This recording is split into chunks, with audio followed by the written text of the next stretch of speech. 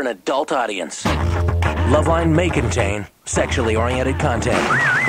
Listener discretion is advised. Adam Carolla, Dr. Drew. I'm not modeling anymore for the two of you. Loveline. Yep.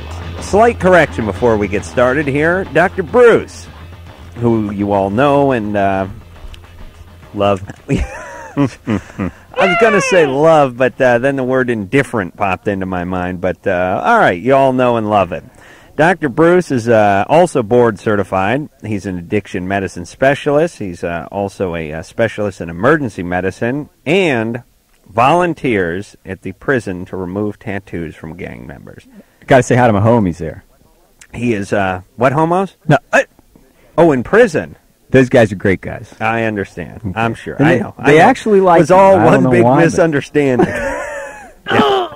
The whole F the LAPD on the neck and lockdown, all just one big long set of Listen, I'm working with a guy now that does a church service on weekends. We're doing some great stuff.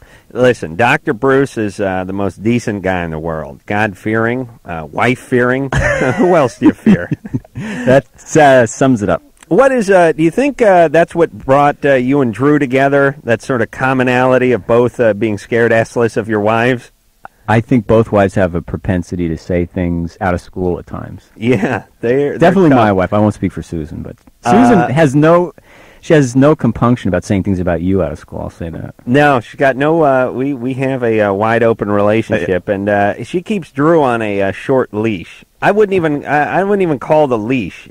She it's one of those twist ties they use on the sandwich bags. It's about the length of the leash she keeps him on. Well, I very like, short. I like to listen to her talk about him when he's sitting there. It's a different light. But she's a good person. And the thing with Drew, he's so regimented and organized that it's hard. I mean, there's no such thing as a short leash because he just does his thing. Yeah, he sure does. But she calls and busts the balls and cracks the whip. Actually, she cracks her whip into his balls. The question is how he tolerates you on a daily basis. Oh, he's got no problem with me. Takes me 3 months to recover. Much bigger fish. He is a world-class dick. That's what he told me about you, too. We got to play some boogies and shuffles and good Drew drops tonight. Phone number 1-800-LOVE-191. Fax number 310-854-4455. And I always get the story mixed up with how you know Drew. Now, Dr. Marcel, the plastic surgeon, the pimp of the doctor world, was roommates with him, or were you roommates with him, or classmates with him? No, not me. That was Marcel. Now, how do you know Drew then? Did we ever talk about this? I was doing showing up. Well, let's see, Clean and Crazy. That was it with Jed the Fish about 11 years ago. So I met him actually at K-Rock. I see. All right. And then we're both on faculty at LA Children's in adolescent medicine now. All right. Exciting, huh? Yeah, good times. Allison? Hello? You're 20. What's up? Okay. My boyfriend, I've had 3 years now. He has scabs on his penis for the past 9 months now. Yeah. And I don't know what they are. They're like ring-like. He won't go into the doctor. He refuses. So ring-like? They're like ring-like. They look like little worms. Like, not worms, but they're circular, and they're scabby. And the skin's normal in the center? Yeah. Of the circle, you mean? Yeah. Kinda. How big's the circle? Like half a centimeter. Jeez, what part of Europe are you from, honey? It could be, I'm really technical, okay? It could be a fungal infection. It could be something else. That's what. I love doing dermatology on radio. Is a great. Well, listen, jackass, why'd you pick the call first then? To irritate you. How dare you? No, listen, seriously. He refuses to go see a doctor, or He refuses, and I don't. Are you using protection when you have sex with him? Well, no, but we're both like faithful, and I'm on the pill. I know, but the point is he has things growing from his penis. Isn't that the beginning part of the call? Yeah. Okay, listen, Allison. Withhold sex until he sees a doctor. That's right. You have the power. You understand? Oh, okay. Tell him that you're concerned, and as well you should be, about your health, and that until he gets this thing figured out, there's going to be no more nookie. Yeah, my doctor, I went to my doctor, and she told me to put, like, jock itch cream on it, and he doesn't even do that. Well, she's assuming it's a fungal infection because that's what they frequently look like. But I wouldn't assume anything, and being that we don't know your boyfriend. Okay. intimately. Who's running around in the background there? Oh, it's my friend Kat and her little 4-year-old. I see. All right. What's Cat do? Strip? Did you hear what she said? He said. No, she doesn't. She goes to school with me. Now, I understand. I hope the children aren't exposed to the show, are they? Well. Okay. He's listening right now. That's all right. They got to grow up. 4 is a good age to start getting into this show. We don't want to talk morals tonight, do we? Okay. Dr. Bruce is a very religious man, and as you know, I wouldn't go out on a limb about that. Yeah, you're a pretty uptight guy. You're a pretty religious guy. But a good guy, and as I've said about Dr. Bruce, a normal guy, whereas Dr. Drew's habits, or hobbies, I should say, would be opera and opera. Those would be his hobbies. His hobbies are, Dr. Drew's hobbies would be talking into his dictaphone while he's driving, opera, and getting his ass kicked around by his wife. Those would be his hobbies. And I have a lot of hobbies because I'm a guy. And guys should have hobbies. That's how you can tell who guys are. They have hobbies. You got a thing against opera? He's a good. He sings very well. I know, but the point is I like Bruce because Bruce likes collecting junk, going to pawn shops, tools, guitars, games and nonsense. You're like a 13-year-old with a paycheck, and you're dangerous that way. But that's what I like about you. We can talk about, for instance, I can talk to Bruce about cars. Yeah, but cannot talk to Drew about cars. Eric? Yes? You're 18. Yes. I want to know if it causes chemical reaction if I get off the Paxil medicine. Did it cause a chemical reaction when you started taking it? No, when I get off. Okay. You're taking it for depression, obviously. Yes. Okay. And you're seeing a psychiatrist or your family practitioner is prescribing it? Yes, I'm seeing my psychiatrist. Okay. It's not uncommon if you're going through therapy and you're doing better to be taken off an antidepressant. And if your doctor does it when he thinks it's appropriate, you're not going to have withdrawal. You're not going to have any kind of a... Am I going to be, addicted if I get off the medicine? No, it's not an addictive substance. And you're using this to increase the brain level of certain neurotransmitters that are thought to be deficient or low in depression. Right. But he should be doing this with his psychiatrist, right? Right. But many people don't trust their psychiatrist, so... I know most of the here's when the trust stops with the doctors and the psychiatrists. When they start telling them stuff they don't want to hear, all of a sudden they don't trust them. You know what I'm saying? Yeah. Well, if a doctor says you're healthy as a horse, he's the world's greatest doctor. If the doctor tells him, hey, maybe you ought to put down the booze, all of a sudden the guy becomes a quack. Yeah. You know what I'm saying? And many same with patients psychiatrists. They don't develop a rapport. They go to the therapist for the talk therapy. Alexandra? Yeah. What's up? Nothing, actually. You're 16? I'm 16, yeah. Yeah, you sound spooky. Yeah, no, I'm not. You're not? Okay. No, actually, I'm in sort of an empty room right now, so that's probably why I sound spooky. But anyway, I think really the question is my parents split up when I was 6 years old, and I really, really don't remember the experience. And to this day, both of my parents really won't explain why they got a divorce. And I guess I want to say, like, maybe 2 weeks ago, I started having these really, really wicked dreams, and they actually involved just me and my father and him basically doing the whole molesting thing. And I can't really remember of any past experience like with him like that. And I know, I mean, he's not addicted to alcohol, and, you know, he didn't smoke pot, you know, he didn't do drugs. Yeah. So, I mean, I don't really know exactly. How old were you when in your dream? I want to say, well, I had 3 of them, and they all occurred, like, within, like, one night after another. Yeah. And, like, I was about 6 years old when they got a divorce, and I think really that was when it, like, that's, like, how old I was. Have you recently become sexually active? I love the Loveline caller. It takes them 20 minutes to answer the world's simplest question. I'm sorry. So you're saying 6? Yeah, like 6, 7, and 8, I want to say. Yeah. You know, it's kind of like who wants to be a millionaire, every question I ask on the show, even if it's how much do you weigh or how old are you? It's like, none of the benefits of that show. Yeah, I'd like to use one of my lifelines on like the call. My buddy Phil, he lives in Poughkeepsie. Okay. Phil, how old am I? All right, listen. Have you become sexually active recently? No, I'm still a virgin. All right. Just because you had a dream about it doesn't mean it happened, and just because your parents got divorced and aren't explaining to you sufficiently why they got the divorce does not mean it's because someone molested you. Yeah. I mean, people get divorced all the time. You assume they're not getting along. Yeah. Do you get the feeling they're hiding something big from you? I mean, there's something that my mom, I think I know the reason why they got a divorce. I think it's because my mom had actually turned bisexual. And, like, I think that, that totally, like, affected my life because, it felt like, well, of course she didn't love my dad anymore. You know what I mean? Yeah. And, she was, like, leaving him for another woman, and, like, to this day they're still together. Oh, well, her and the other woman? Yeah. Oh, okay. Well, that does take some of the guesswork out of it. But she didn't turn bisexual. Hold on a second. Let's just do a little Loveline recap here.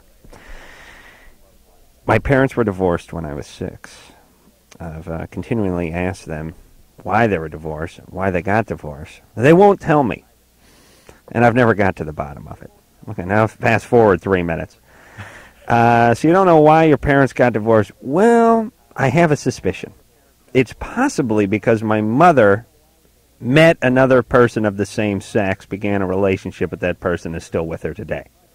Possibly. Mm-hmm. I'd say that may be 50% of the reason why you may have gotten divorced is because your mother's with the same goddamn person she was with 10 years ago when she was with your dad, who happens to be a woman. Wouldn't you say that'd be the reason? I'd say that there's not much question about that and possibly, I'm guessing he was a domestic beer man and she was an imported gal. And that could have caused some of it. She could have been, he could have been country, and she could have been Western music. No, not really. But no, anyway, all right. No. Did you hear the whole diatribe That's there? not the case. Well, she's with the same woman she was with when she left your father, right? Right. Yeah. So let's just go ahead and say that's the reason they got the divorce. Okay. Are you still in touch with your dad? What? You see your dad much now? Well, I live in Chicago and he lives in Kansas, so I usually don't see him that much. Like I see him over like the winter and over the summer, and that's really pretty much it. Okay. Well, certainly. I talk to him on the phone and everything, but I don't really see him. Are you living with your mom and her lover? Yeah. All right. Well, that's enough to have weird dreams. Yeah. Well, it really is.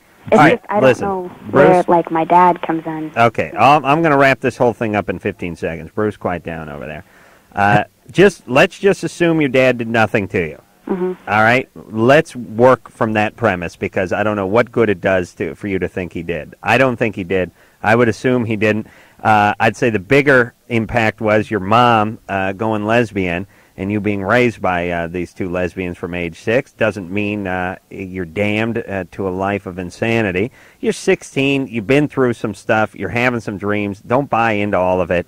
And you got to get some counseling, maybe read a book, go for a walk. All right, but don't make a big deal over this dream. The fact that they're thank you. Okay, she should talk to somebody professionally because there's a lot of information we didn't get out of that. Yeah, and what the hell? I mean, if they're recurrent, they're starting to disturb her sleep, then she should really talk to somebody about it. But don't blame Daddy for Mom going lesbian.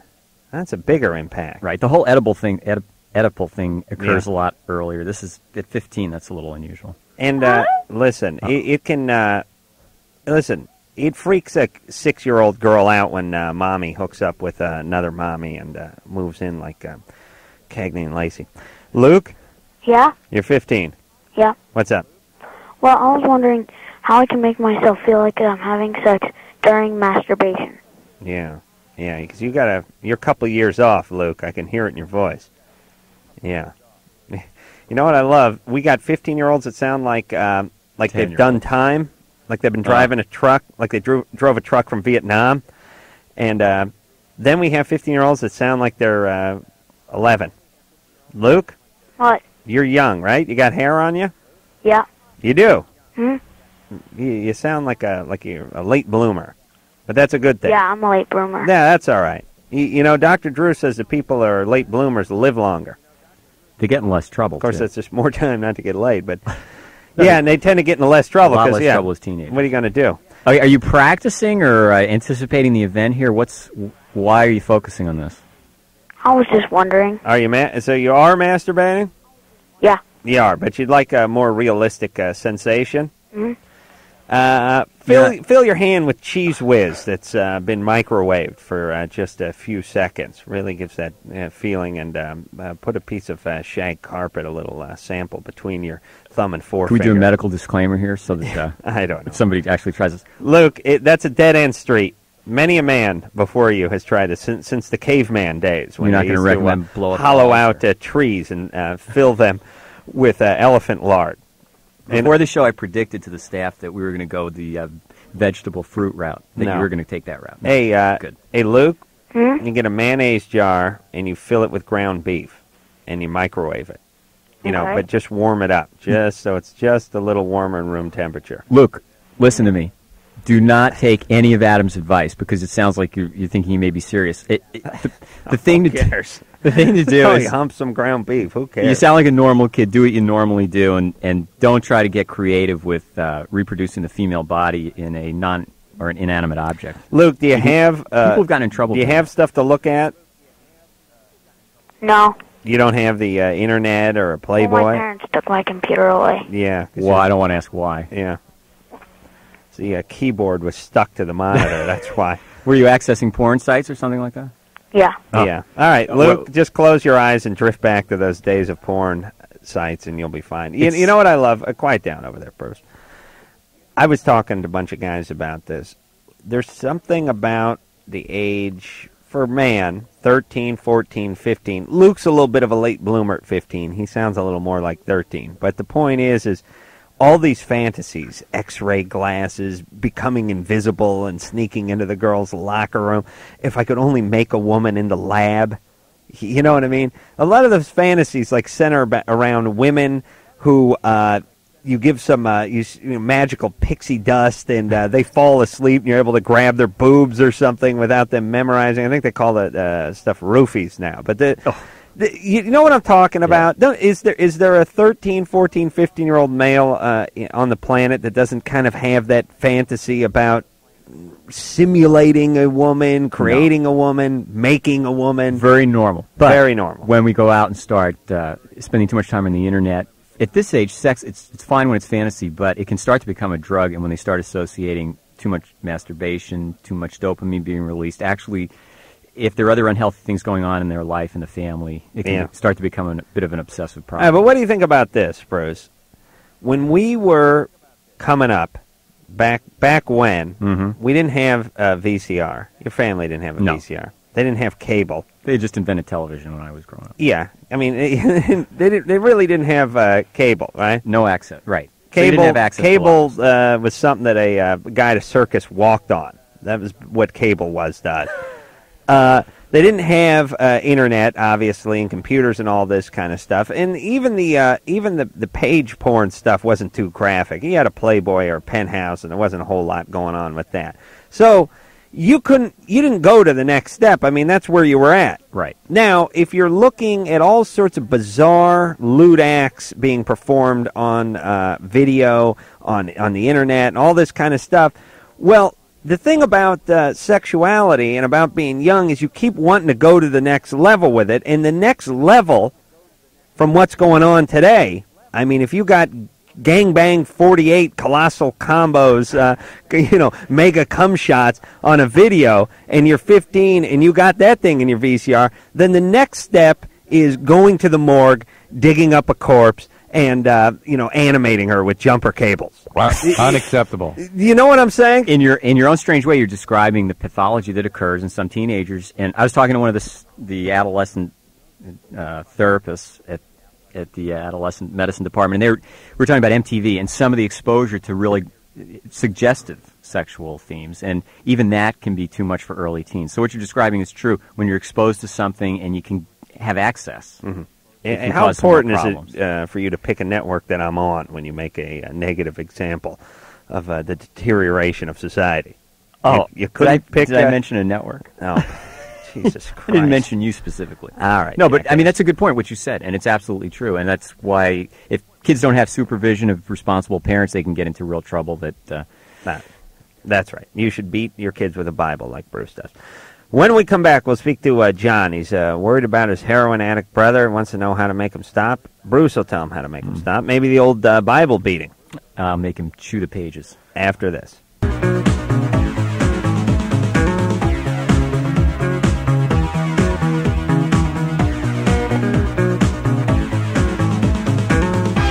Hey, Loveline. I'm Adam Carolla. Dr. Bruce over there.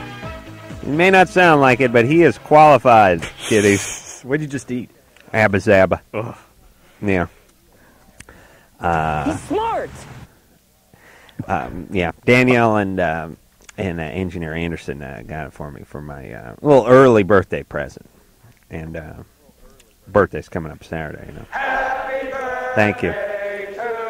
Drew's supposed to get me a hot shaving cream dispenser. Oh, is that right? Yes, I've not seen it yet, That's but very special. Keep my fingers crossed. All right. John? Yeah. You're 29. What's up? My brother is 27, and he's a heroin addict. Mm-hmm. And I don't know how to approach him on it. How long's he been into it? I have no idea. I just started finding syringes in his bathroom, in his trash can. Yeah, that seems bad. Yeah. Is he working? Sort of. He's trying to be an actor, but... Oh, well. Yeah. He works a little bit, or?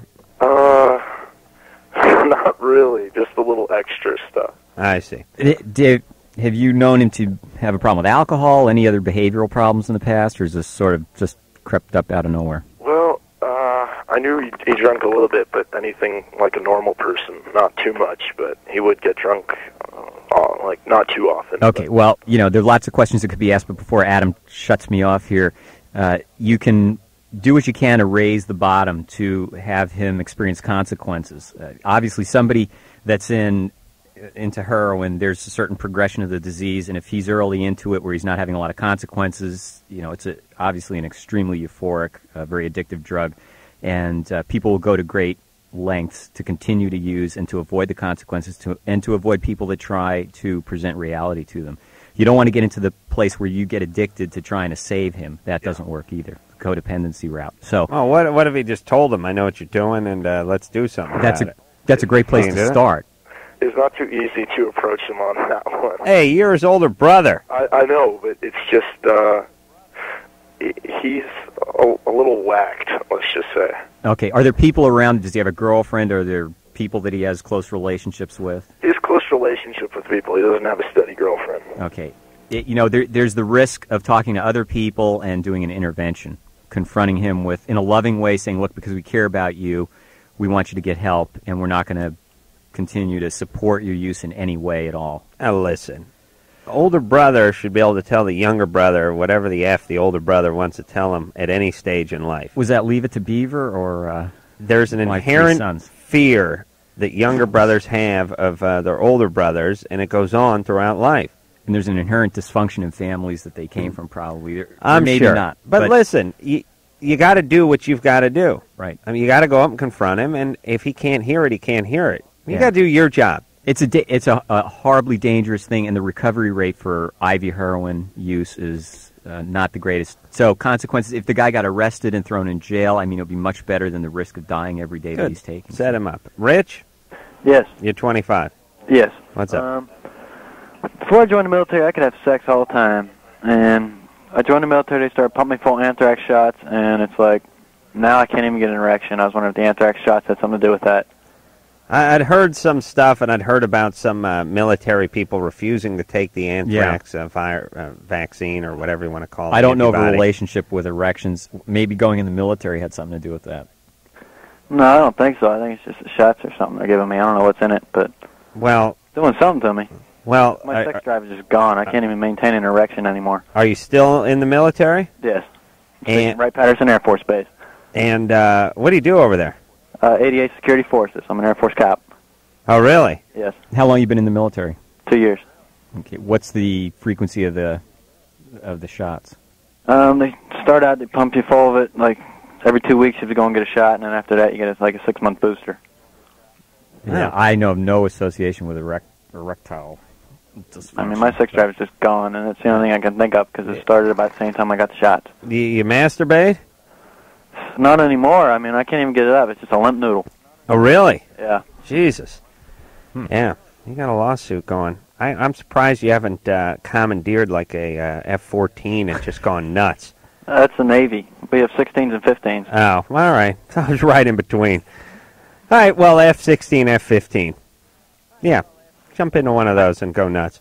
Have you talked to the medics there? Or? Yeah, and they just deny everything. I mean, they're just trying to cover themselves. All right, but hey, listen, Rich. If you decide, let me explain the penis to you. The penis is very sensitive to hearsay and what it hears. And if you say, I'm pumped full of this anthrax and I'm a limp noodle and the medics just lie to me, your penis will not respond. I've tried everything. I mean, I've had girls that are like, oh, it can't be right, and they try to work me up, and I can't even get worked up. All right. What about, please, Drew, what about seeing a physician and just explaining to him what the situation is? Running some tests and that kind of thing. I mean, don't connect it to the anthrax. Just tell them you're having erectile difficulty and see what the deal is. You know what I'm saying, Rich? Yeah, I could try that. Yeah, all right. So when you wake up in the morning, you don't ever have the erection. Oh, wait a minute. Rich, you don't have the boner in the morning? No, I don't have anything. It's just hanging. Okay. Yes. You need to, not the medic, see a physician and go over that. You're assuming it's an anthrax vaccine, but... it happened about the same time. I understand that, and maybe it is, but why don't you just assume it isn't and just go to somebody and talk to them about your erectile difficulty and see what they can help you with?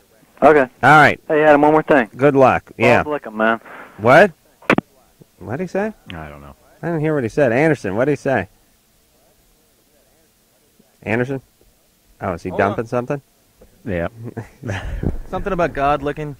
God licking? Good looking. Did you dump that? No, it wasn't bad. Oh, yeah, I didn't know what he said. I was trying to figure out whether it was bad or not. The anthrax vaccine causing that brain. Drew? Yeah. You're 13. Yeah. What's up? I guess I've got a pretty big one for my age, and, everybody at school always stares at my bulge. No, they don't. Yeah, they do, dude. What are you wearing, cycling shorts? Well, I'm wearing, I guess, tight dickies, I guess you could say. I'm a big boy. Dickies aren't tight. They're loose-fitting. Well... All right. You got a big package, and everyone stares at your package. Yeah, and, it's okay once in a while. But yeah, you're feeling objectified, like you're on display, like you're some kind of piece of meat or some prized pig at the county fair. Yeah, you're 13. It's heartbreaking. Well, he's 13 with a deep voice, so. Yeah, I believe he's got a pretty good package. Hey, Drew. Yeah. Yeah. Who cares? Okay, you idiot. You wear something a little looser. No, listen. I mean, oh, shut up. It's a don't even dignify that. I got a big package. I'm seriously concerned. You think he's asked 5 girls to listen tonight? He's calling the show so he can advertise his junk. Please, idiot. Yeah. Listen, all you screwballs. If you do, let's say you do have a legitimate problem, and this goes for you women too, who are talking. I've talked to more women who complain about guys checking them out physically who wear body stockings to work. You know what I mean? If you got a big rack and a tight ass and you don't like people looking at you, then why don't you wear something that's got a few yards of material in it? And they always go, and listen, all you with everything. Well, why should I change my... You know why you should? Because you're complaining about it constantly. If you're going to complain about something, then you should. If not, then shut the F up. This is for everybody. Boy, I'd love to tell you to shut the F up. Oh, please. Listen, at 13, 14... No, but listen, if you're some chick and you're like, I wear tube top to work and I'm tired of guys looking at my jugs, and then I tell you, why don't you wear something loose-fitting? And you go, why should I change what I'm wearing? Because you should, because you're complaining. And it's the same with this guy. No, it's not. Wait a Wear something loose, for Christ's sake. This guy's 13. I got 10 pounds of nuts. No one stares at my crotch because I dress like a human being. being. Can't get past your face, that's why. A 13-year-old... Because I'm good-looking? No? A 13, 14, 15-year-old in early adolescence, being self-conscious is sort of an occupational hazard. So that's the first thing. Whether or not he's big or small, that's the way you feel. And so it's a different story if he were 18, 20. Up. Teenagers are different animals. Who cares? Well, just wear something that's got... What's in style now? And by the way, when I was when I was in junior high, people were wearing pants that you painted on. But didn't you feel like when you were 13, 14 years old, everybody was looking at you? Probably they were. They weren't looking at me. I knew they weren't looking at me. That was the problem. Hey, how you doing? Ooh, look at your hair. Yeah, I had funny hair, like you do. Yeah, your hair must have been a mess. Take your hat off. Let's talk about your hair. Why do you cover it? You always wear a hat. Why do you always wear a hat? Because I'm bald. Drew says you're covering up something, or you're hiding something up there. No, I'm protecting my brain. My $1 million brain. Sean? Yeah. You're 23. Yeah. What is up? I live in Harford County, Maryland, Joppatown. Yeah, I know I got a big problem. I guess it might be my problem, but then again, it might be their problem. Every time I have sex with my girlfriend or any of her friends, they all have, like, orgasms within, like, 3 minutes. Mm-hmm. And does that go for her mom and grandma, too? No, she knows I have sex with her girlfriend. I see. You know. Yeah. Yeah. Well, you got a real problem on your But hands. the thing there, is, Sean. you know, they have an orgasm within 2 minutes, and I haven't even got off yet. I see. That's rough, yeah. Yeah, well, because... I'm a big boy. Oh, who cares? Is that a problem on my behalf? Am I doing something wrong? Or? You're treating sex like a recreational sport. That's your first problem. Listen, thought it was. he's not No, doing. yeah. He's not getting laid. Are you kidding me? Must be Western Maryland. Yeah. Are you in Western Maryland? Oh my God! Imagine how fat and ugly those chicks are. All right, Sean. Good luck to you there, buddy.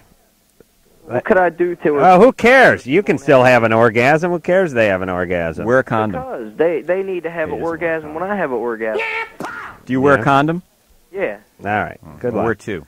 All right. Well, you're not nailing enough of your girlfriend's friends. That's the problem. Does she have a younger retarded sisters in junior high that you could possibly have sex with too? No, just her and her friends. They're all like 23, 22. And they all have orgasms before you do. Yeah. Yeah, well, you're too good.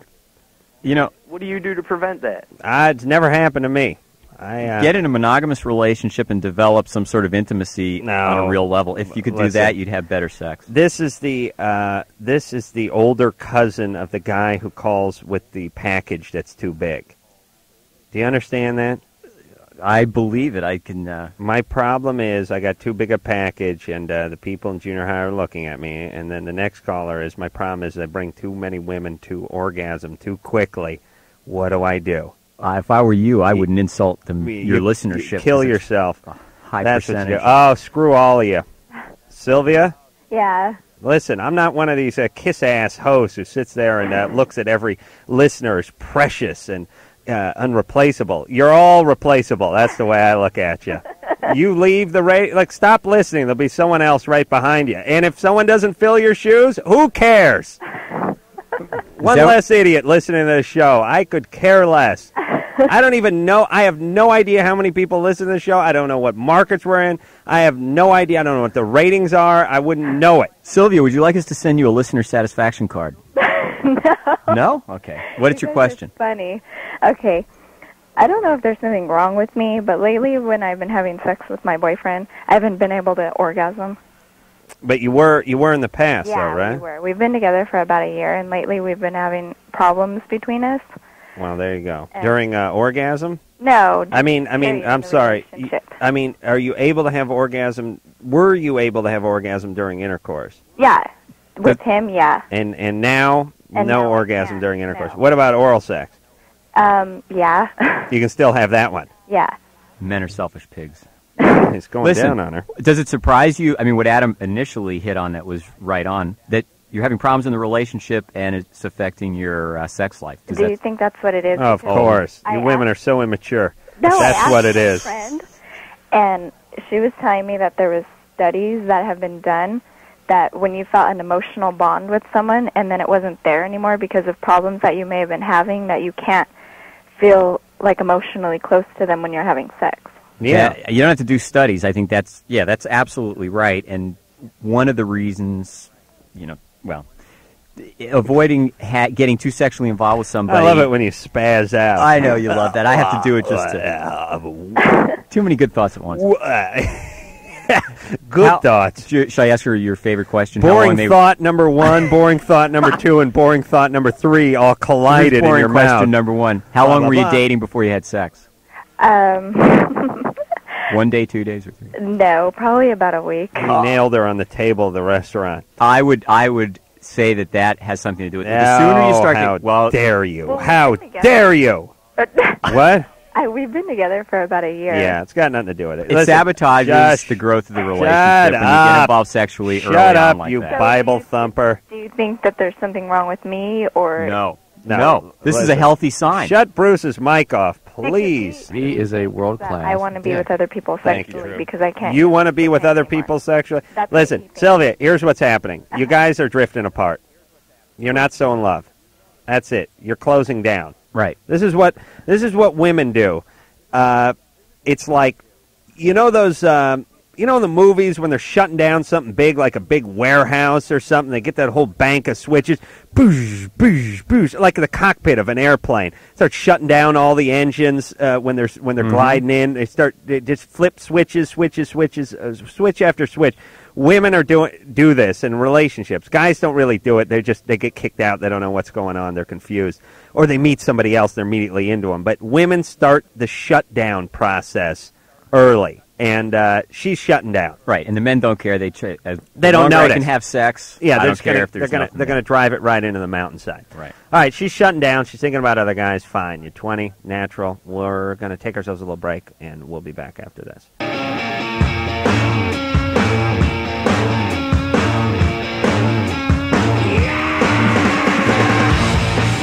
Blah, blah, blah, blah, blah. It's Loveline. I'm Adam Carolla. That is Dr. Bruce over there. The great Dr. Bruce. Whose hair doesn't look as red as it normally does. Are you coloring it? Blah, blah, blah. Are you doing something to it? No, it's just maturity. Really? Yeah. It's good. That's good. It's scary if you're noticing my hair in that detail. Really, Don't get any ideas. Really brings your eyes down. No more gay experiences for you, though, right? No, you better run. Oh, Drew, please. Phone number, 1-800-LOVE-191. Dr. Bruce filling in for Dr. Drew. He'll be back here Sunday night. Dr. Drew is in Boston for the 20th reunion of his college. Really? Yeah, that's right. He's going to be the big conquering hero, showing his face up at Amherst. Are Susan and the triplets on the trip? Oh, yes. Oh, yes. Oh, man. I'll tell you, that guy likes pain. Don't you travel as a extended family member sometimes? Oh, me? Yeah. With Drew, Susan, and the triplets? Yeah. No, listen, I can't take a 15-minute limo ride with that Susan without getting into a big argument with her. I couldn't imagine going across country with her. I think she's got your number. Oh, please. Ryan? Yeah? You're 20. Yeah. What is up?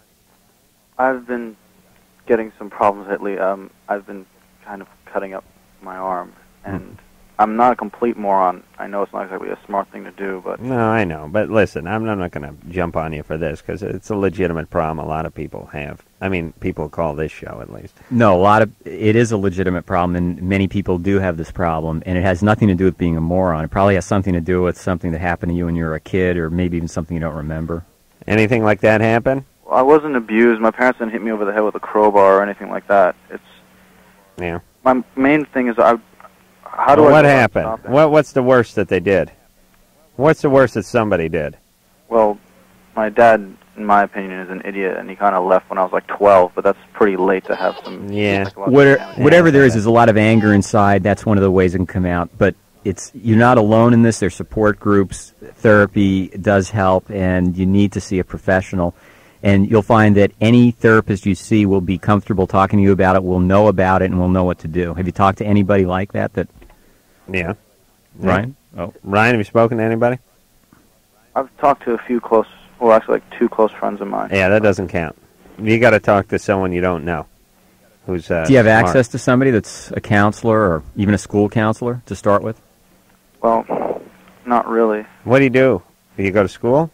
Yeah, I go to SDSU, actually.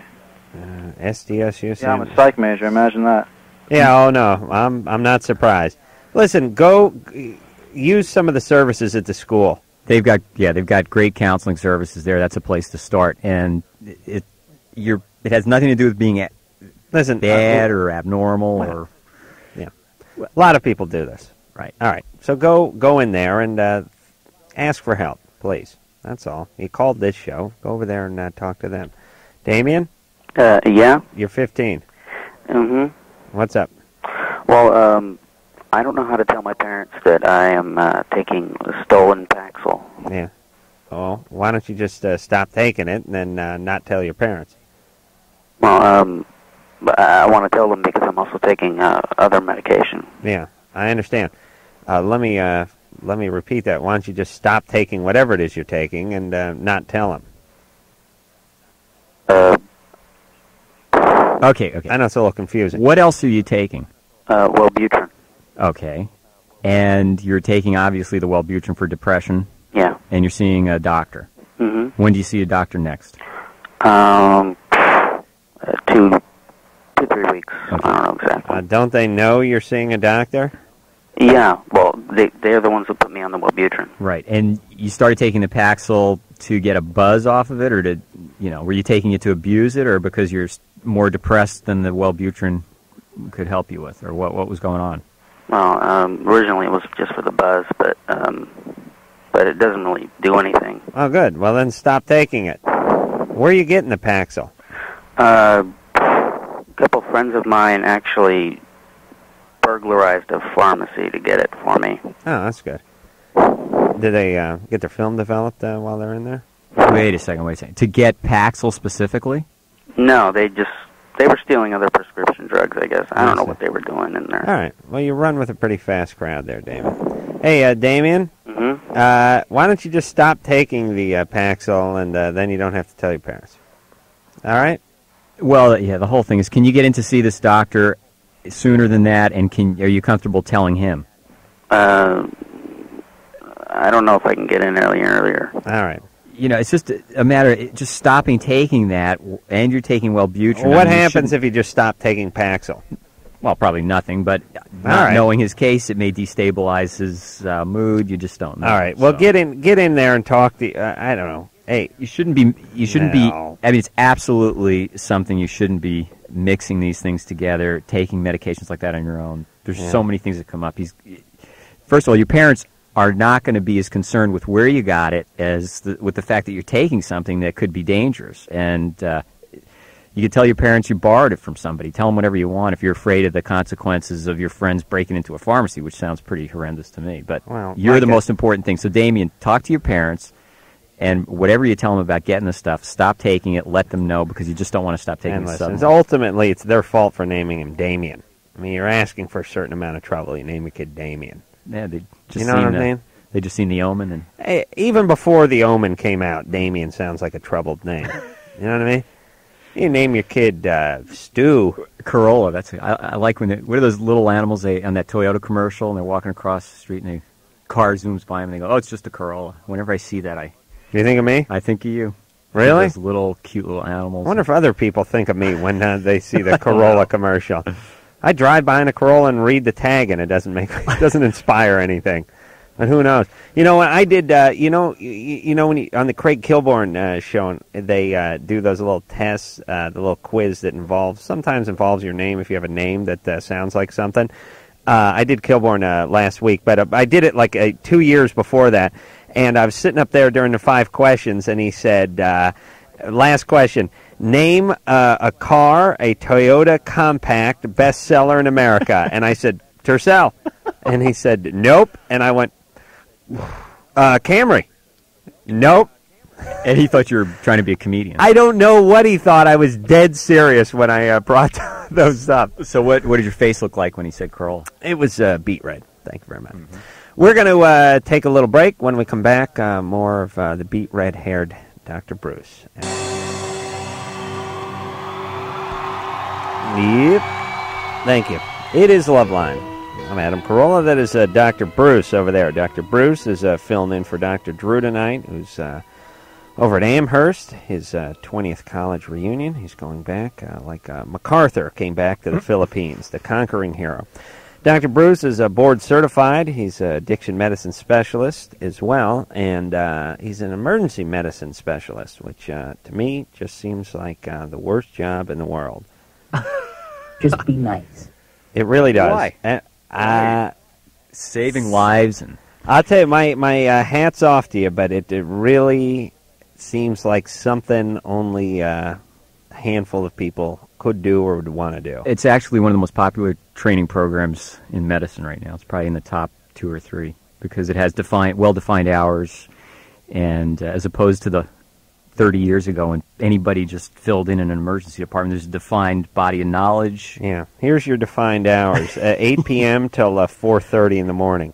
Oh, or worse, 9 or p.m. worse. Yeah. Yeah. What are your hours? What are the hours? Well, the night shifts there. Well, it's a teaching program though, so there's a little more flexibility. But the average emergency physician, there's a lot of 12-hour shifts, 6 p.m., 6 a.m. Yeah. It's tough. Staying up at night is a occupational hazard, and the saying is, "I'll catch up on my sleep the first year I'm dead." You hear people saying things like that. You know that's not a very good, not a good philosophy of health. Yeah. Yeah. People tell me I get that because I like to nap. I like to complain about napping and sleeping, and they give me that you can sleep when you're dead. But no, that's my thing is, how about I just nap on that right now? Napping is very healthy, actually, and there are companies that are actually encouraging their employees to take short naps in the afternoon.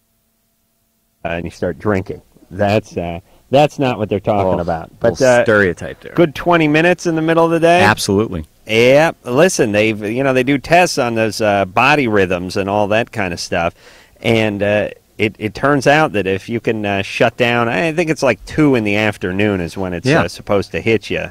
But if you circadian rhythms or whatever it is, but if you can tune out for a half hour from 2 to 2:30 every day, you wake up a little more productive. Although to me it means I'd have to masturbate as well because it's a ritual. Dan? Yes. You're 20? Yes. You're allergic to latex? Yes. And you want to know what else to use for protection sexually? That's correct. Okay, what about one of those polyurethane rubbers? Right. Can you get them at like any pharmacy? Right. I was just going to say, before Adam took the words out of my mouth, you go ask the pharmacist, tell him you have a latex allergy, and he will show you what else is available. And there are other products, because latex allergy is quite common. They also have a popular brand of latex rubber that is lined in felt that you can use, like a cigar box. Okay. All right, Dan. Okay, thanks. Hey, Dan. No problem there. There you go. Well, why do we have to tell him that? He's allergic to latex? He doesn't know there's polyurethane rubbers? I don't know. Many people don't ask. Listen, but those things are around, right? Oh, yeah. Right, Mm-hmm. just go pick them up. You don't need a prescription or anything. Nikki? Yeah. You're 18. What's up? Well, I've had this boyfriend for like 2 years, and I've been best friends with this girl named Jessie for like 6 years, and we've been attracted to each other, and recently we've been messing around, and I think I'm kind of falling in love with her, and I don't know what to do about my boyfriend. Yeah. You think you're a lesbian? I don't think I'm a lesbian. He doesn't like it. He doesn't want me to be like that with her, and I like men and women, so. Does he know about it? No. Well, then how does he know to say he doesn't like it? Because when he met me, he knew that I was into girls, too. Oh, really? Oh, so he just doesn't know He wanted about me to stop while we were together. How long have you been into girls? Since I was probably like 14, that's when I had my first experience. Yeah. What happened to you growing up? What do you mean? You know what I mean. Who messed with me? Yeah. How do you know these things? Actually, It's kind of easy. somebody my mom was babysitting used to mess around with me when I was smaller, when I was younger, when I was like 9. How old were they? He was like 13. Yeah. Well, that'll do it. Did it ever get reported, or did you talk to anybody about it? Yeah, we had counseling and stuff like that. All right. Yeah. Well, that's good. I'm okay. All right. Well, but you're not okay with the situation now, and what are you going to do with a boyfriend? You can't add a third partner into a relationship. That's a guaranteed destruction of the relationship, whether it's gay or straight or whatever the combination might be. Mm-hmm. So, and this may be related to what happened earlier on rather than something else. So, can you see somebody now to work through this with, see a counselor, or your boyfriend finds out if you're interested in somebody, it's not going to go away. It's not. You can't just turn off those feelings. You've had 2 years, 16 to 18. That's plenty long with a boyfriend. You got to break up with him. You think I should break up with him for her?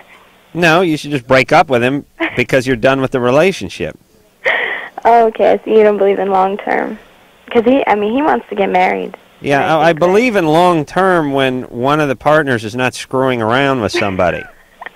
Oh, okay, I see. Well, I don't know. Well, it doesn't sound like the foundation for a long-term relationship, does it?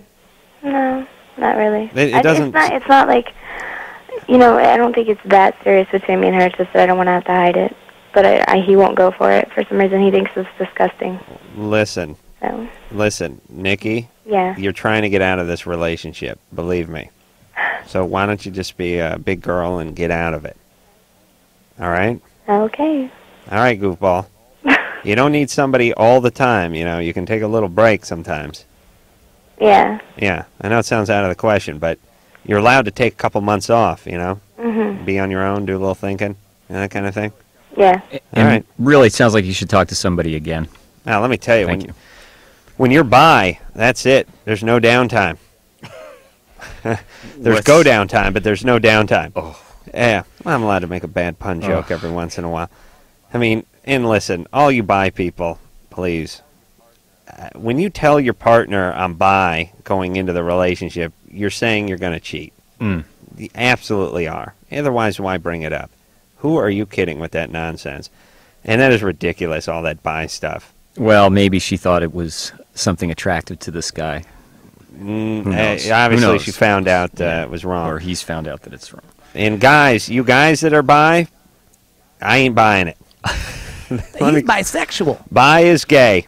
Bi is gay with a publicist, I like to say. When you say you're bi, you're saying bye-bye to heterosexuality and hello to homo. That's what I say. How many more puns do you think you can get out of this? Okay. I think that's good. I think 3 or 4 is probably enough for the bi. Tony? Yeah. You're 18. Hey, What's I up? actually lied to get on air. So All right. let me tell you, what my problem is. What? He takes craps off roofs. Well, he Which probably I don't. does. Fundamentally, I don't have a problem with at all. It's just you got to use the word crap. You can't use the word ass on the radio. That's all. Well, trying to think if I ever took a dump off a roof. Well, you're like you'd fall after it. And, yeah. Yeah. Well, maybe it'd break my fall if I landed in it, though. You ever think about that? Oh, beautiful mental picture. Little hepatitis air mattress there, Lauren. Yes. You're 17. Yes. You sleep around? Okay, no, she took that the wrong way. Oh, I see. I don't exactly sleep around. I just kind of wanted to know, all my friends have been wanting me to call in. I guess I don't know if I'm, a rebel or whatever, revolting from the family, but I guess I'm pretty easygoing as far as it is with guys. I mean, I like to have fun, and I'm not really into, the relationship thing. Yeah. And I've never been abused, anything like that, and I guess my friends want to know why. I'm just I'm very open with guys. I don't have problems doing a lot of things. What do you mean by that? I mean, I've only had sex with one person. All right. And I don't sleep around or anything like that. Yeah. I guess you could say, I give a lot of head. Oh, you do? Yeah. Well, same with Bruce. No big deal. I don't hold it against him. Classy. But it's something I've never really understood why I'm so willing to do these things, and I don't like the whole long-term relationship deal. I don't like. I've only had one serious boyfriend, and really nothing happened with that. I'm more of the guys that I hang out with are kind of like a hookup thing. You know what I mean? Yeah. For how many guys are you giving a BJ to? Well, it's not just any random guy, but I've given a lot. Okay, so it's more than a handshake, but how many guys do you think? Probably, maybe 12. It's not that many, but for the girls my age that I'm talking to, that some of them haven't even done that. Yeah, you're getting up there. Yeah. All right. What? Now, how did you feel when in the White House news they were talking about oral sex as grounds, same thing as adultery, or really the same thing as having sex? How did that I make? believe that as far as being married and stuff like that. I do definitely think that that's cheating on someone, and I don't. So you recognize a fairly significant level of intimacy when you're performing oral sex on someone. Definitely. Okay, so it sounds like have a concern that maybe you have a problem with a boundary there in terms of you don't have. Yeah. Why am I so easy to do that kind of stuff? Yeah, because that it is a significant interaction with somebody on a very intimate level, and it doesn't sound like you have. It sounds like you have the feeling that this isn't right, and that there's something that's causing this to be a problem for you. So, right, and I don't know. I mean, back to the thing. I don't know if they said or like whatever my little like profile, whatever is like the masturbation thing. Like for a girl, I don't even know if that's normal. I mean, I masturbate a lot for a girl. Well, several times a day, or Probably at least twice a day. At least. At least. Wow. Yeah, and for some people that have issues with, it doesn't sound well. It sounds like you'd need to talk to somebody, because there are many directions we could go with this, and there are a lot of questions I'd like to ask you, but I don't think Adam would. No, I would not permit No, it. he wouldn't suffer. I won't tolerate anyone being helped on this show.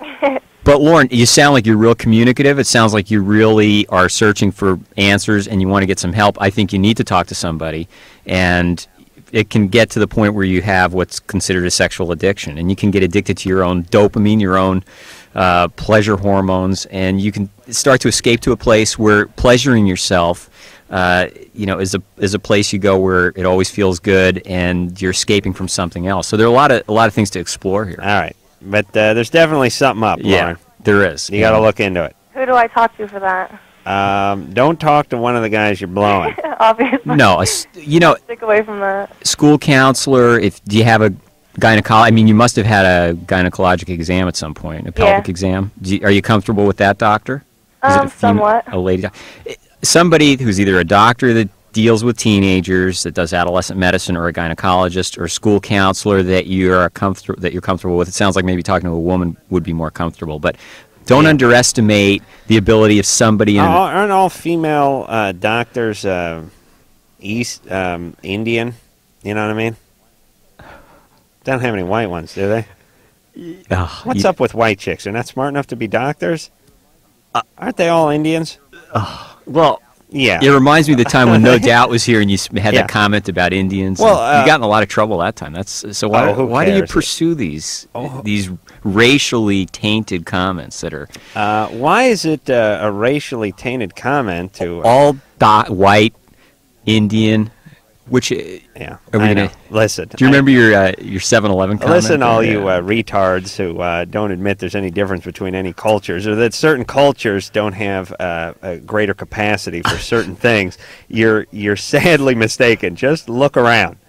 Now, you work with a lot of Eastern Indian doctors, right? Female, sure. Let's see. Describe East India. Which country in East? India. India. Yeah, female doctors. They're all Indian. They're not. Anyone under 40. Okay. All right. Now let's talk about inhaling computer. All right. That's I'm just saying it's harder to talk about these things with them, as they come from a different culture. They don't understand it. Oh. Okay. Caesar?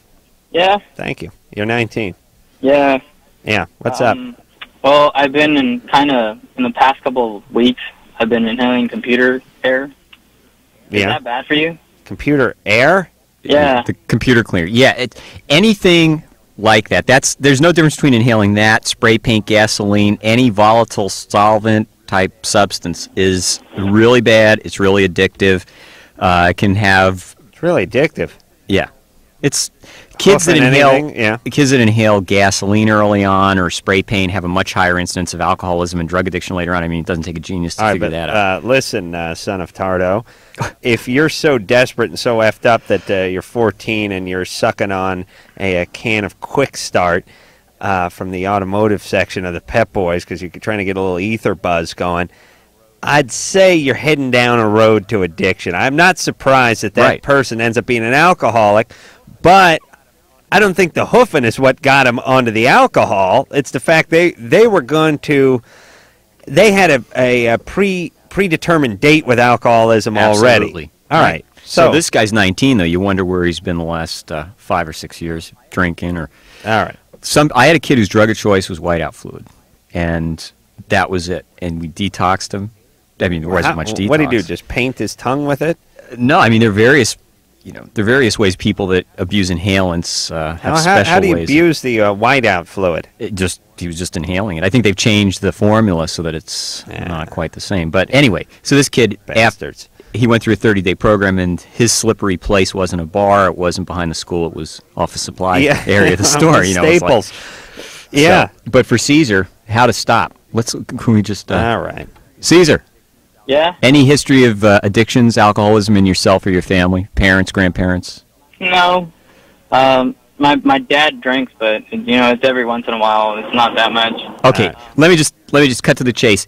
A computer cleaner, whatever solvent it is you're inhaling, it's just like taking any other drug. It's like if it were heroin, alcohol, it really doesn't matter. And if you feel like you're needing to do that, you can get addicted to something the first time you use it. So if it's something that makes you feel good, whatever it's doing for you, how to stop, you got to.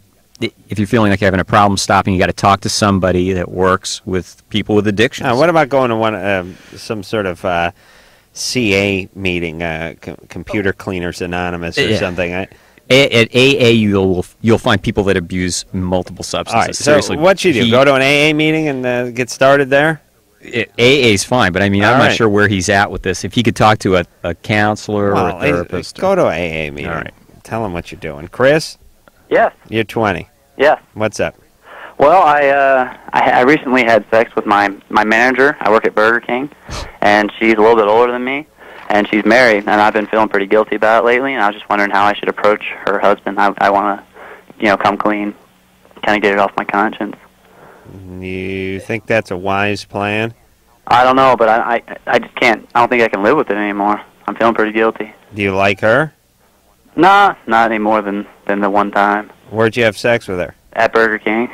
Where at Burger King? In the bathroom. Nice. Okay, listen.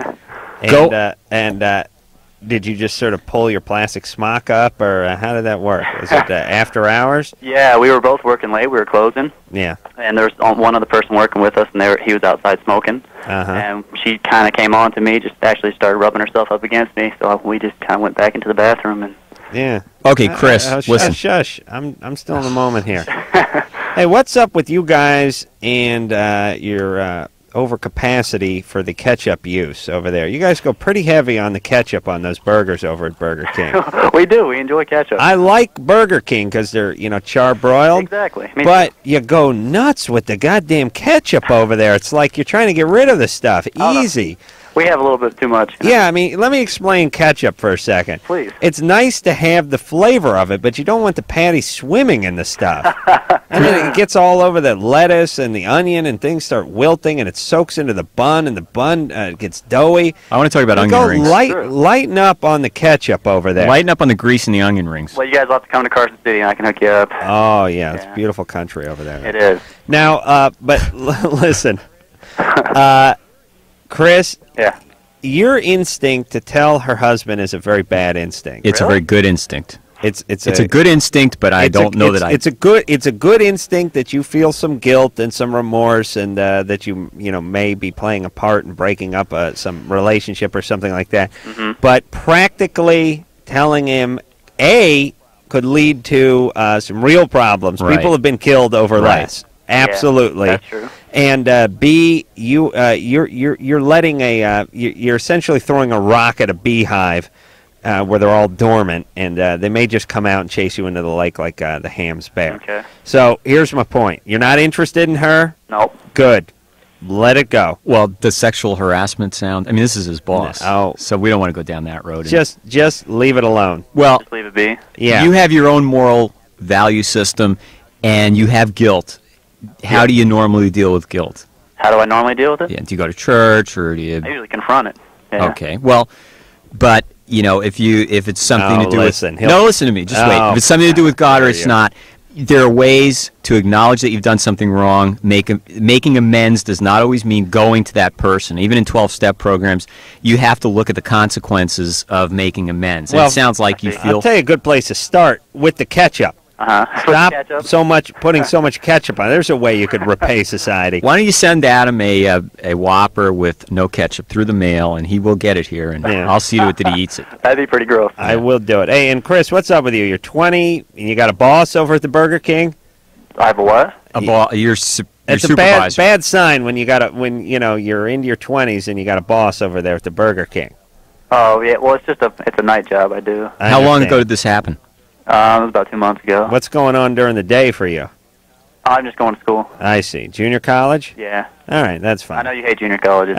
For you it's fine. You're over there in Carson. Yeah, that's right. All right, No just losers here. hurry up and graduate and get the hell out of there. All right, well, I'm going. Listen, do not bring anything up to her husband. Have you ever met her husband? Yeah, a few times. Yeah. Do you have any beef with him? No, we're pretty cool, actually. Good. Stay out of it. All right. That's it. Got it, man. All right, Thanks good. a lot. All right, good. Easy on the catch. That There was you go. his absolution or his confession here. So Yeah, that's right. I've done his- absolve you of all sin. Yeah, Thank waiting you for that. Sharon? Yeah. We're going to take a little break here, but you're 14? Yeah. You lost your virginity? Mm-hmm. When was that? About a month ago. I see. How old was the guy? 22. Perfectly normal, perfectly healthy. Nothing wrong with a more mature guy who dropped out of high school 8 years ago. Nothing wrong with a child molester with a sexually transmitted disease. All right. Look, we want to talk to you, so stay on the line because Adam's going to take a break. Okay. Yeah. Guess what? You're taking a break, too. Hmm. After this, Thank we'll be goodness. back.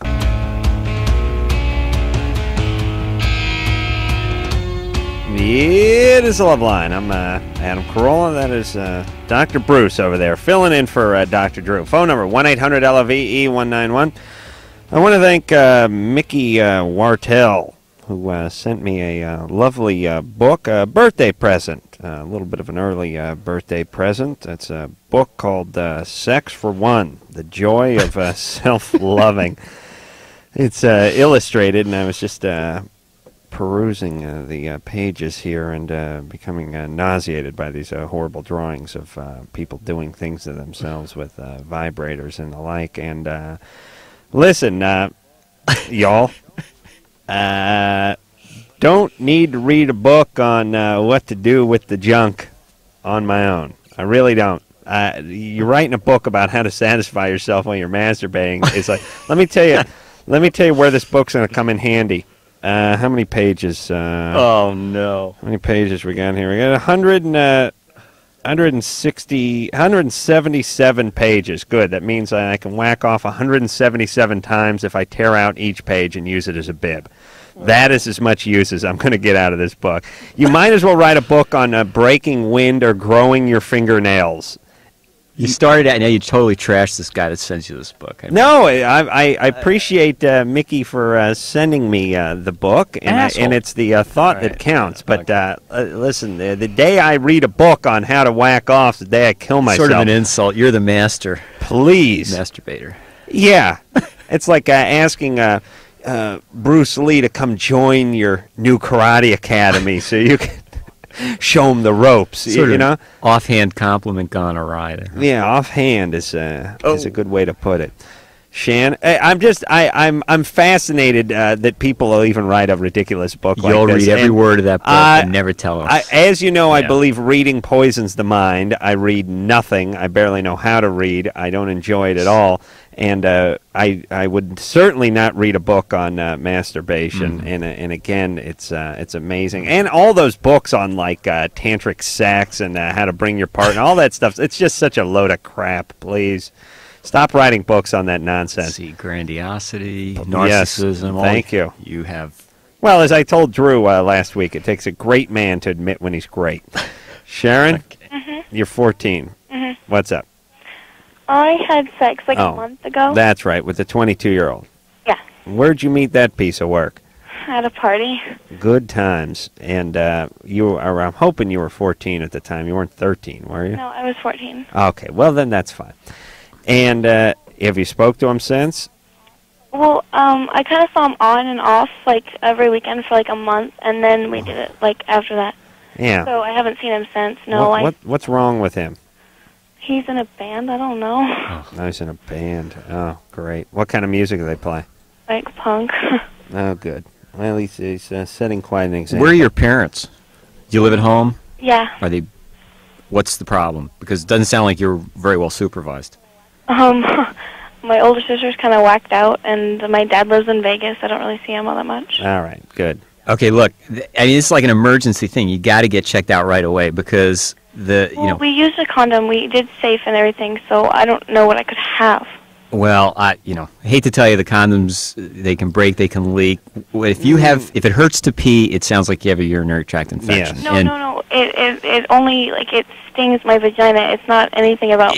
it doesn't matter. You don't have to have a discharge. What you the don't have. F does that mean? No. It doesn't hurt to pee. It stings my vagina. Okay. When you pee, right? Yeah.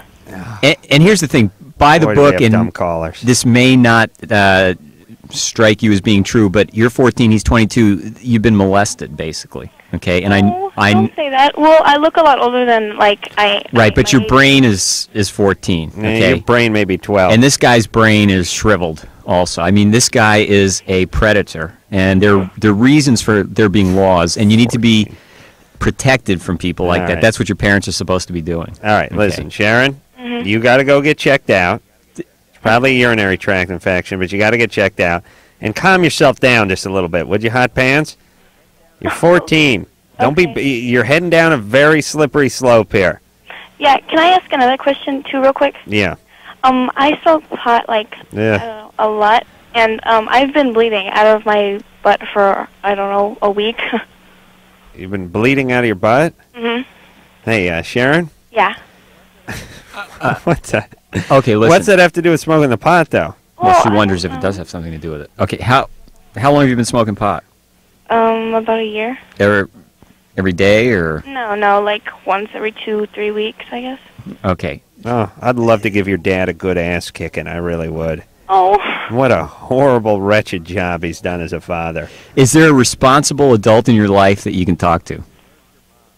I don't know. Somebody that. Where's your mom? Sleeping.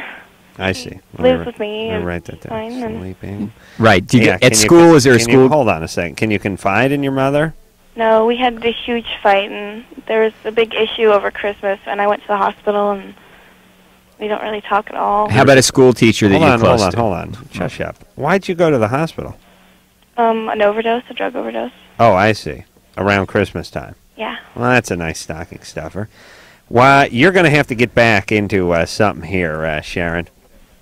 You know what I'm saying? First, you got to go get a physical.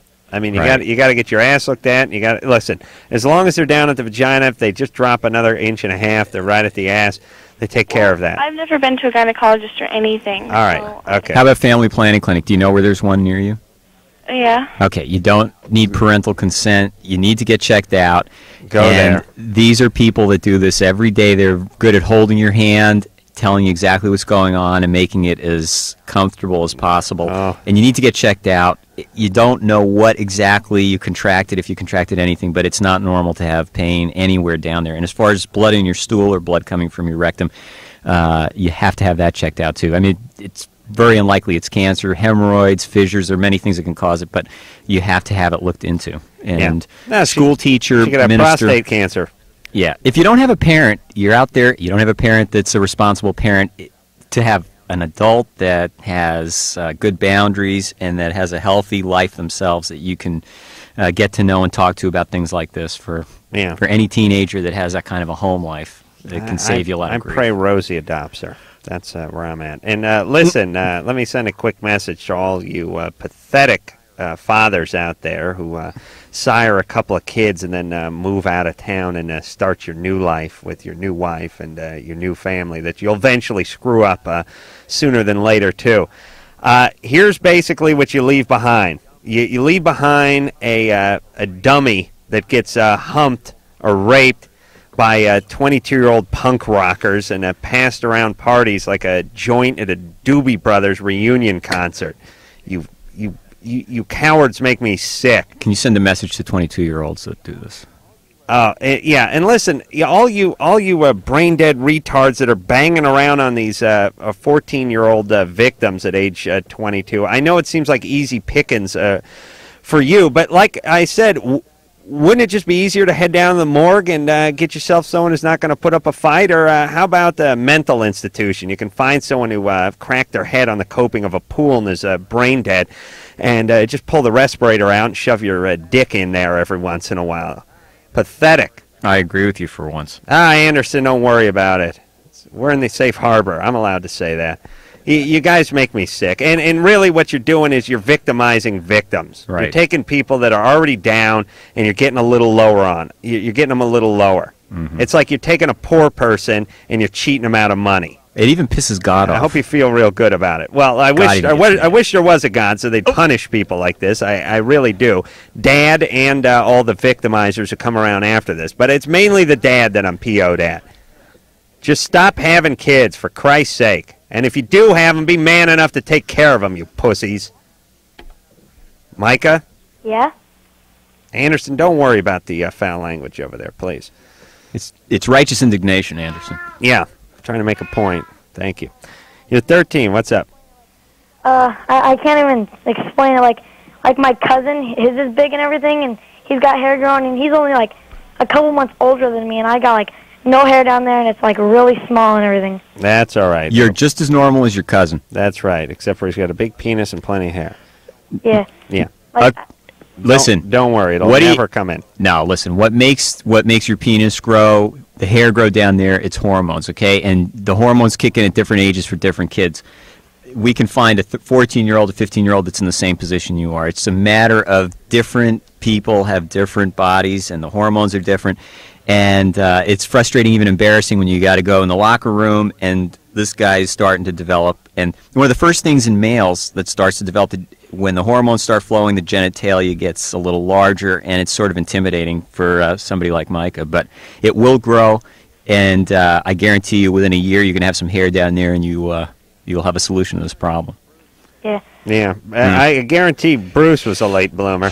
Oh, I hated the lock. I hated swimming. His pubes were like candles on a birthday cake. At 15, he had 15. At 19, he had 19 hairs, right? Hey, am I right? No. It was exponential growth of the hair down there. Let me tell you that. You're wasting it on your head, buddy. You probably. I don't want to know what's going on down below. But oh, you probably got one of those big orange bozo patches down there. There's nothing more bizarre than seeing a true redhead downstairs, especially when it gets into that sort of a day-glow orange, that novelty orange hair down there. That's funny.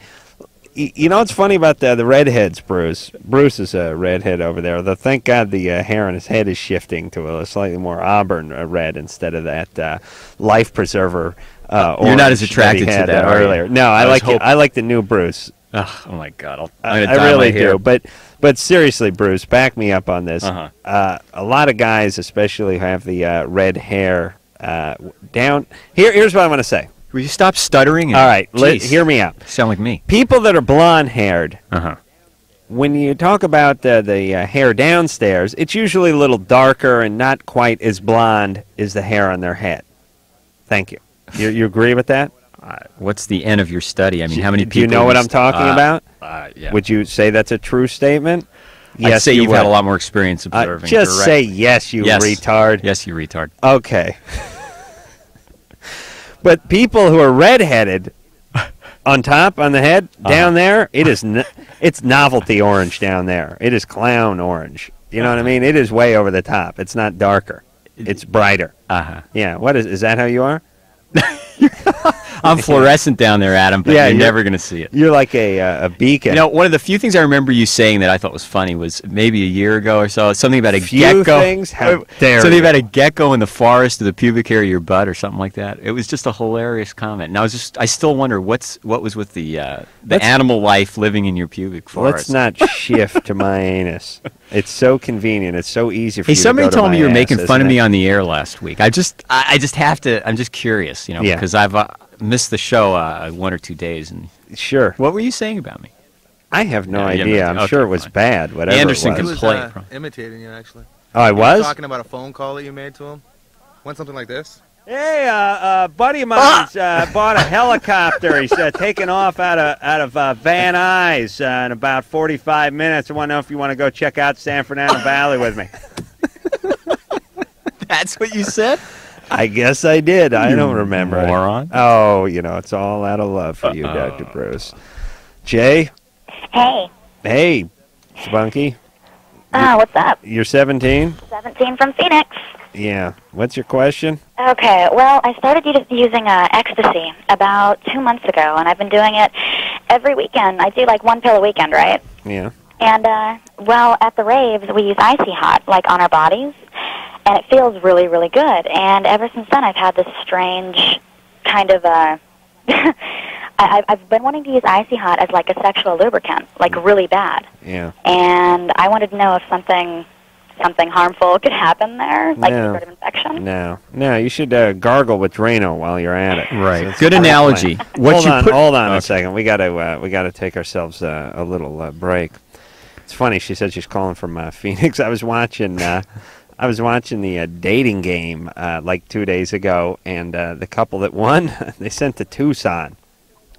And I thought, why don't you just send them a pistol and tell them to kill themselves? Can you imagine you win a game show, you send you to Tucson? The Chamber of Commerce will be sending you letters. That big tomorrow. dust bowl. I mean, can you imagine sending to Tucson? I mean, where do you got to live that being sent to Tucson is a treat? You got to live in a refrigerator box on the surface of the sun. Yeah, what kind of asshole you got to be in? You know what I'm saying? It's a beautiful place. Tucson's all right, but I mean, certainly. Isn't that where Linda McCartney wanted to go? Isn't that where she went to die? Wherever you live is better in Tucson. No, trust me. Beautiful place. Listen, if they're doing the newlywed game in Beirut, then I can see it sending them to Tucson. But when you're filming it out here in Southern California, what the hell do you need to go to Tucson for? You know, they don't have the budget that Loveline does. All right, we'll take a little break.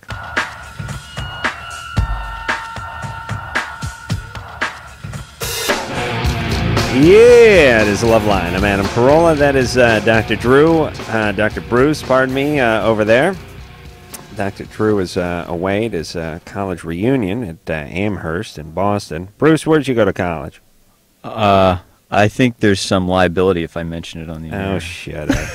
It's probably some dump that no one's heard of. Andrews University in Michigan. There. I'm a distinguished... Thank you for making my case. Andrews University. Hey, for the guys that go there, it's their life. What can I say? You didn't finish number 6 here. Oh, that sounds worse than a junior college. Seriously. It's a university. What do you want? You'd be a big fish in a little pond or a little fish in a big pond? Where'd you do your medical training at? Loma Linda University. My God. Yeah. Yeah. After being here, I'm sure that I'll be disowned from any alumni list. Jesus. If I were you, I'd just start lying. I was doing an elective at NYU in medical school, and I told them where I went, and they said, "Oh, yes, that's in northern Mexico, isn't it?" The bigotry of the East Coast. Yeah. Anything that sounds like it has a Spanish name. I'm gonna start telling people I went to Stanford. Well, you know, I think I could sell that. They have an abnormal psychology program there. Yeah, I'll tell them that was my major. Now, who's gonna know? You get one of those alumni license plate frames. You wear a sweatshirt every once in a while. People buy into it. Well, they don't want to see a degree. Silicon Valley's close enough. Yeah. Icy hot in Tucson. Yeah. That's me. Hey, Jay. Yeah, she's in Phoenix or somewhere. Phoenix, not Tucson. That's right. Do people live in Phoenix? You make fun of Tucson, don't you? Actually, yeah, but we still do go up there for vacation when we went on dating camp. You do? What do you do over there for vacation? You just oh my God, we sleep all day and avoid the heat. That's our vacation. You do what? Sleep all day to avoid the heat. That's our treat. Yeah, that sounds like a good time. Oh, I'm trying to get the hell out of here. Yeah, I tell you, I couldn't take living in those deserts. Oh, it's terrible. Anybody listening as a whole, don't move here. Yeah, I know. It's just basically a big cat box. Totally. Cactus growing out of it. So should we talk about why you should stop taking ecstasy? No, I had a few questions about that, too. Like, exactly how does ecstasy affect you? Okay, it's methylene dioxymethamphetamine. So it has characteristics of methamphetamine. If you take an overdose, for instance, of ecstasy, it's just like overdosing on speed. It has the other part of the molecule goes to the places where hallucinogens work in your brain, which is more the serotonin system, and that's where you start running into problems. And what they're finding now is there are probably some permanent effects in the brain, even worse than what you'd expect to get from something like speed. So people feel that it's something they don't get addicted to, which I've had people that have become extremely addicted to ecstasy. Totally untrue. I crave it constantly. Okay, I've only been doing it for a couple months, and I still crave it. Yeah, and then there is the issue of the damage that can occur, and there was a recent report about IQ drop after even single usage or cognitive impairment. So, and listen, you're thinking about using Bengay as essentially a lubricant, sexual lubricant. You can't afford to lose any IQ points, sister. Oh, come on. Oh, my God. You've it. bottomed out IQ-wise. You lose any more IQ, you're going to be in the negatives. Ouch. Okay, things that you can maybe put on your skin, when you talk about All right, your hold vaginal... on. Quiet down over there, Bruce. I've Okay. had an ass full of you tonight. Uh-oh. Listen, Jay, obviously you can't put this stuff up yet. Are you kidding me? That is the worst idea I've heard all year. That's why I called before. All right, I understand that, but even just the fact that you're entertaining that notion is scary to me and means your brain is not functioning normally. Number two, what goes on at these raves? You drop the axe, and then you rub this icy hot all over you while the music pumps? Well, your senses are totally heightened, so Yeah. you rub baby powder on yourself and icy hot, and you inhale Vicks because you can feel it going down, and just all kinds of things to stimulate your You have sex? Oh, no, never. I don't know exactly what could happen from having sex on ecstasy, but I've heard it could have some negative outcomes, and I won't even try. Do you have any ideas there either? Because I've kind of been wondering about that. Wow. Gee, hey, Toots, you're 17. You couldn't read a Nancy Drew mystery, doodle on a peachy folder and call it a day? Do you have any family history of addictions you or know what I'm alcoholism? saying? Oh, yeah, definitely. Yeah, I good. mean, I've been sober for about 2 years, and I came across ecstasy, and I do it recreationally, and I know that could turn into something more. I really Well, there's no such thing as recreational use after you've had an addiction. Okay, Yeah. so that's not a possibility. And you've picked one of the worst possible. Well, there's no worse drug. You got to get off of this. Yeah, That's it. And You're things. 17. You want to go on a second rehab before 18? Oh, yeah. Okay. Other thing is your mucous membranes, vaginal mucosa. Listen, You start she's putting not gonna- chemicals. she's not going to do that. Okay. She's not going to do that. Okay. How about? All right. Here we go. Go to food. Alex, Yeah. you think about food a lot? Oh my gosh. Yeah. Lately, sorry, can't Yeah. talk. I'm really nervous. That's all right. Last couple months, there's a big tragedy at my school, and one of our really close friends died, and How'd they die? they were stabbed to death. At Oh, school? really? Yeah, no, not at school. It happened, and he was one of our really close friends, and it was really scary. But I went through this thing where I didn't eat for a good couple months. I mean, I ate, but not all the Right. time, and it Yeah. wasn't a big thought in my mind. But since everybody's been recovering and everything, and everybody's All right. Are you eating a lot now? yeah, I eat a lot, and that's like all that's on my mind and all I can All think right. about. Are you overweight? Mm-mm. All right. Well, Are you who making cares? yourself vomit? No. Are you thinking about it? I have before. I've tried it, and I can't. Okay. Usually they bring in crisis counselors right away, and I'm not sure because Who'd they Adam bring Turner. in? Chef Boyardee to a crisis counsel there? Dr. Chef Boyardee is here, children. He'd like to speak to you. All right, listen, quiet down. We got to take ourselves a break. Alex, Can you say eating disorder? She's not throwing up. She's obsessing over it, and I'm saying take control of it before it spins out, and just start cutting back. And as you cut back, I mean, take control. That's an interesting thing to say your to somebody appetite. with it. It's a whole control thing. So what do you mean? Go take control. Okay, well then just Get help. go She to needs go to talk OA. somebody. Yeah, this Go is to a OA. problem, and Fine. it's probably related to what happened. Just Good. set it off. You're right. Don't help yourself. Well, time flies when you're having fun, or at least making fun of Dr. Bruce. Seemed like I've been here for days. Oh, shush you. Another delightful evening, and a job well done by Dr. Bruce. As you know, I never hesitate to bust your balls when you F up on this show, but you're very solid tonight. Thank you. And those of you who have never heard Dr. Bruce before and are confused by the solid comment should have heard him before. That's all I'm saying. You came in here, you did a wonderful job, and it only gets better with you. So You're inflating my ego. No, you deserve it. Thank you. We do want to thank you for coming in. I want to thank Danielle, the beautiful and confident Danielle, for answering the phones, whipping up the coffee, keeping everyone in line, and generally just doing a great job What about Anderson? here. And, Anderson of course, is cool. He's a cool guy. Anderson. And Engineer Anderson for pushing all of the buttons, including mine, once in a while, and doing a great job all week. So, until next time, this is Adam Carolla for the great Dr. Bruce saying mahalo. Yeah, I remember when my dad got me my first butt plug. Well, now. This has been Loveline. The stuff expressed on Loveline is not necessarily the stuff of the staff, management, sponsors, or anyone else, including Westwood One Entertainment. Loveline is produced by Ann Wilkins Ingold. Now, please enjoy these birds.